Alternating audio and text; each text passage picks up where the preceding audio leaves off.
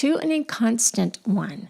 This is one of those poems, like so many, where the title is very important. This title, To an Inconstant One, tells us that this poem is addressed to someone who is inconstant, which means unfaithful or disloyal.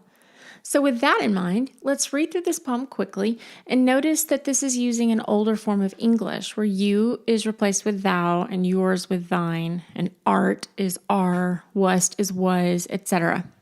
So here we go. To an Inconstant One. I loved thee once, I'll love no more. Thine be the grief, as is the blame. Thou art not what thou wast before. What reason I should be the same? He that can love unloved again hath better store of love than brain. God send me love my debts to pay, while unthrifts fool their love away. Nothing could have my love o'erthrown if thou hadst still continued mine. Yea, if thou hadst remained thy own, I might perchance have yet been thine. But thou thy freedom didst recall, that it thou might elsewhere enthrall. And then how could I but disdain a captive's captive to remain? When new desires had conquered thee and changed the object of thy will, it had been lethargy in me, not constancy, to love thee still. Yea, it had been a sin to go and prostitute affection so. Since we are taught no prayers to say to such as must to others pray.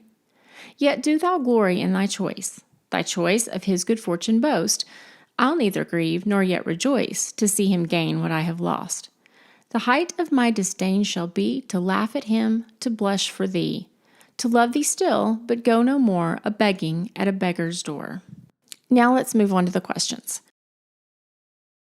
Question number 1. The speaker's question in line 4 is justified based on the logic of what? So first, let's look back at lines 1 through 4. I loved thee once, I'll love no more. Thine be the grief, as is the blame. Thou art not what thou wast before. What reason I should be the same? Now let's take a look at the answers.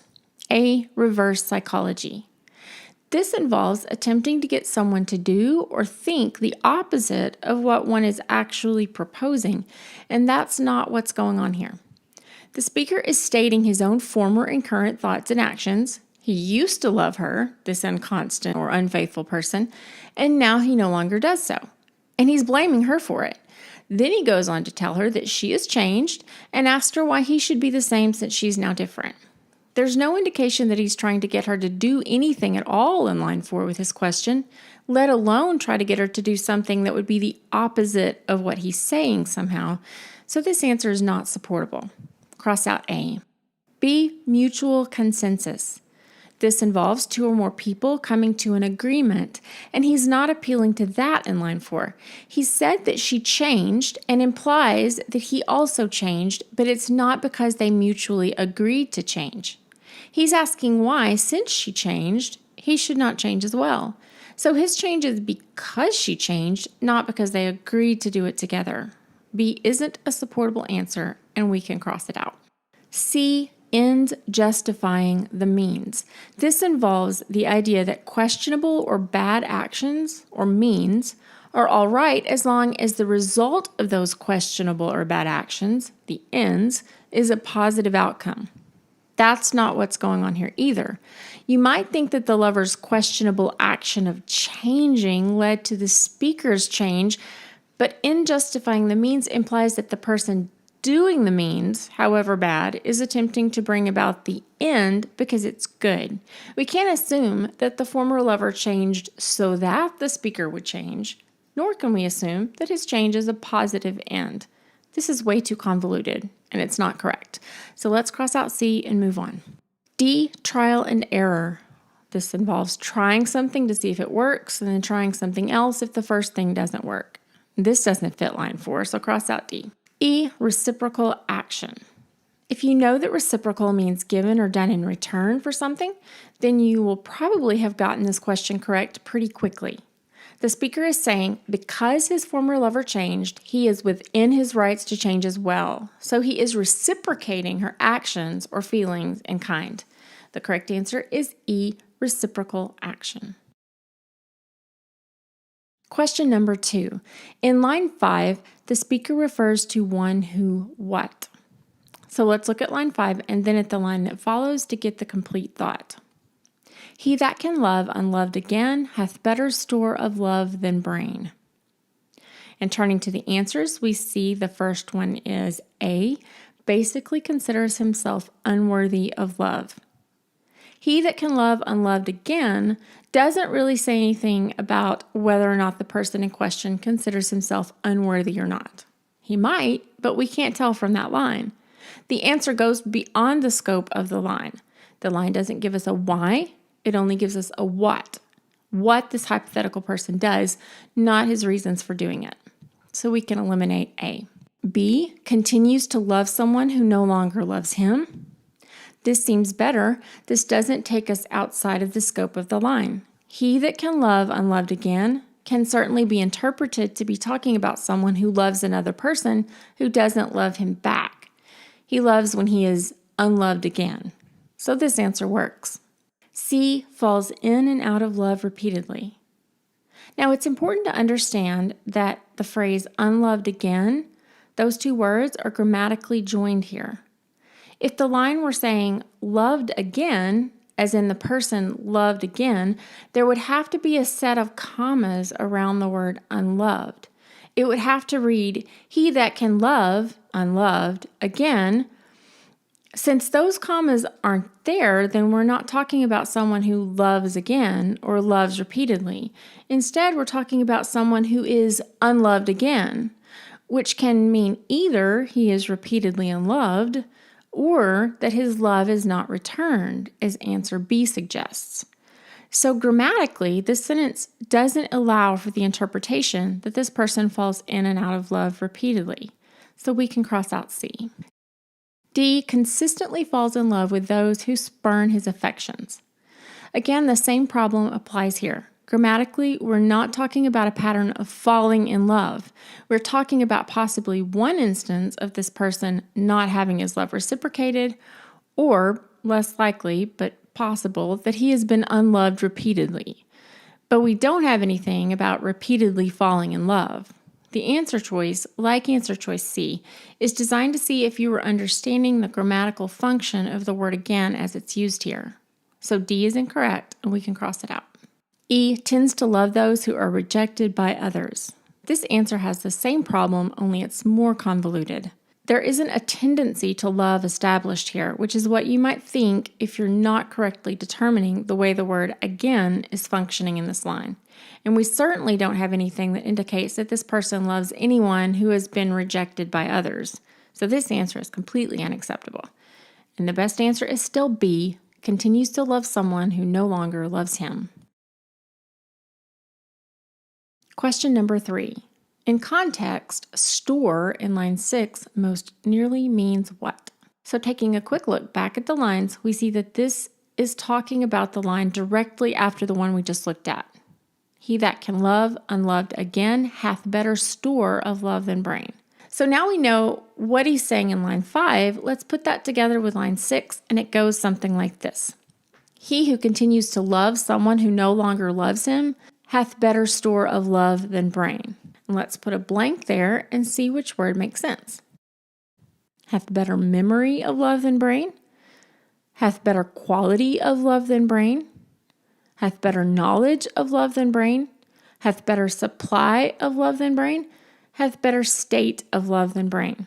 If you read over all these options, the one that makes the most sense is D, supply.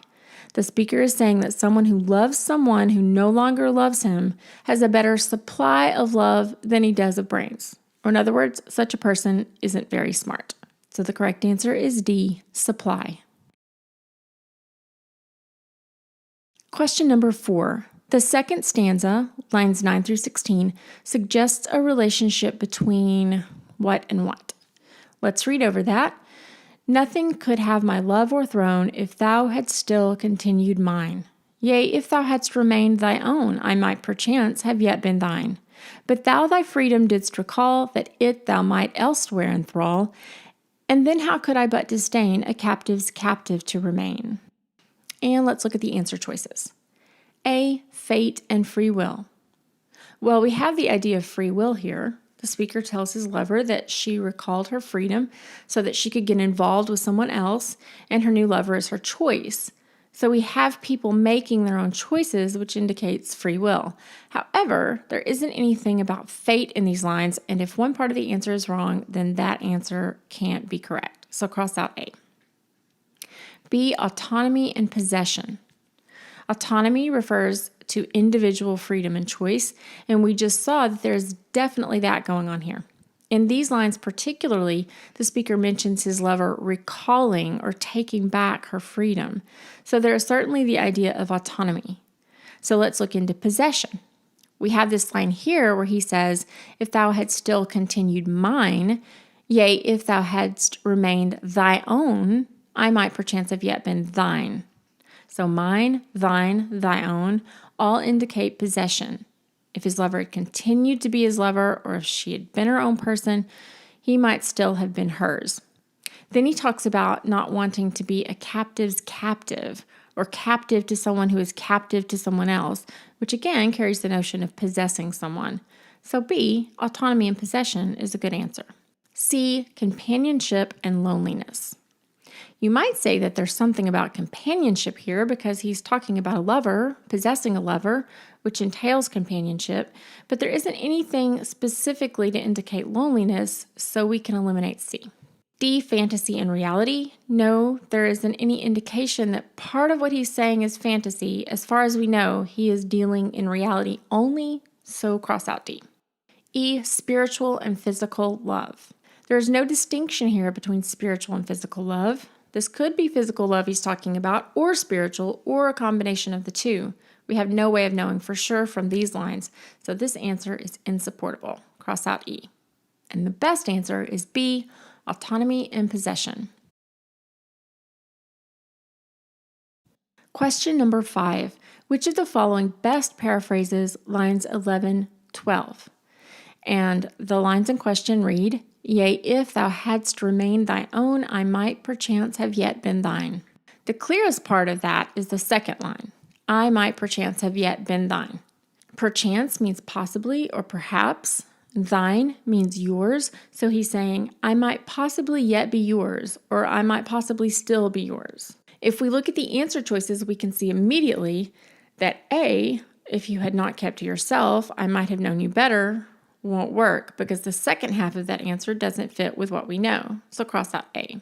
B, if you had stayed with me, I might have remained loyal to you. While the second half might work here, look at the first half. Yet if thou hadst remained thy own is quite different from if you had stayed with me. So this doesn't fit. Cross out B. C, if you had remained true to yourself, I might perhaps still be yours. So here we have a very good match. If thou hadst remained thy own is very similar to if you had remained true to yourself. And I might perchance have yet been thine, and I might perhaps still be yours, mean the same thing as we saw earlier. So C is the best answer so far. D, if you had not changed, I might not have changed either. Here the first part seems like it might be close. If thou hadst remained thy own, and if you had not changed, might have a similar meaning, but it's not as good an answer as C, which much more specifically fits the meaning of lines 11 and 12. So cross out D. E, if you had not left, I might possibly have asked for your hand in marriage. This one doesn't really fit at all. If thou hadst remained thy own, and if you had not left aren't the same at all, without even getting into how much of a stretch we have to make to assume he's talking about marriage in the second part. So cross out E. And of the answers we have, C, if you had remained true to yourself, I might perhaps still be yours, is by far the best.